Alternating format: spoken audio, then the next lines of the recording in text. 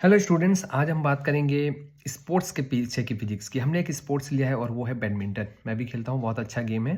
इसमें दो हिस्से होते हैं, एक शटल और एक रैकेट। शटल को देखते हैं। फिगर में देख सकते हैं शटल के दो पार्ट है। पहला पार्ट जो है वो है कॉर्क, जो कि भारी होता है। ऊपर का हिस्सा है फैन।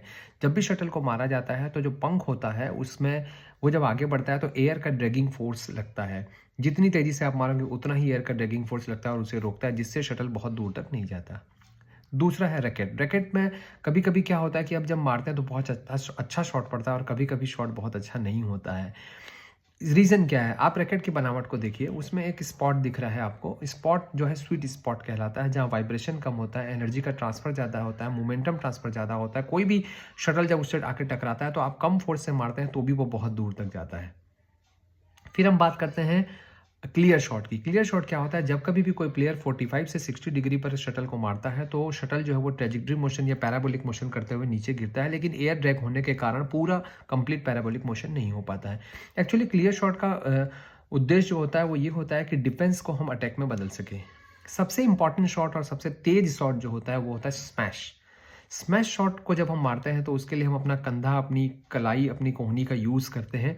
अपनी कलाई से, रिस्ट से हम टॉर्क जनरेट करते हैं झटका देके, और टॉर्क जो होता है डायरेक्टली प्रोपोर्शनल होता है ओमेगा यानी कि एंगुलर वेलोसिटी के, जिससे जो शटल होता है वो बहुत तीखे कोण से, स्टीप एंगल से प्लेयर के पास आकर गिरती है, जिसका जवाब मुश्किल होता है, डिफेंस मुश्किल होता है। चलिए डिफेंस समझते हैं।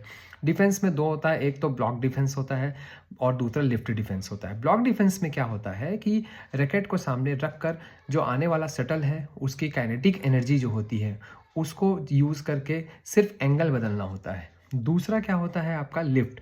लिफ्ट में हम क्या करते हैं, जो शटल आता है उसका मोमेंटम यूज़ करते हैं और उसे क्लियर शॉट के रूप में कन्वर्ट करते हैं, यानी कि 45 टू 60 डिग्री के बीच में।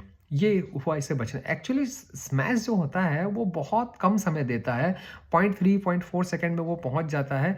तो उसके लिए हमारी जो रिफ्लेक्स सिस्टम होती है, हमारी आंख, हमारा दिमाग, हमारा हाथ बहुत अलर्ट होना चाहिए। और दूसरी इंपॉर्टेंट बात ये होती है कि हमको रिस्पॉन्स टाइम बहुत कम लगना चाहिए। इसके लिए क्या करना चाहिए कि बॉडी रोटेट मत करे, आपका रैकेट रोटेट मत करे, तो आप रैकेट को बॉडी के अगर पास रखते हैं तो उस कंडीशन में रिस्पॉन्स टाइम कम होगा और आप अच्छा डिफेंस कर पाएंगे। फुटवर्क का भी बहुत ज़्यादा यूज़ होता है, इंपॉर्टेंस होता है बैडमिंटन के गेम में। जब भी हम घुटने को थोड़ा मोड़ कर रखते हैं तो सेंटर ऑफ मास नीचे चलता है, जिससे हमें स्टेबिलिटी मिलती है।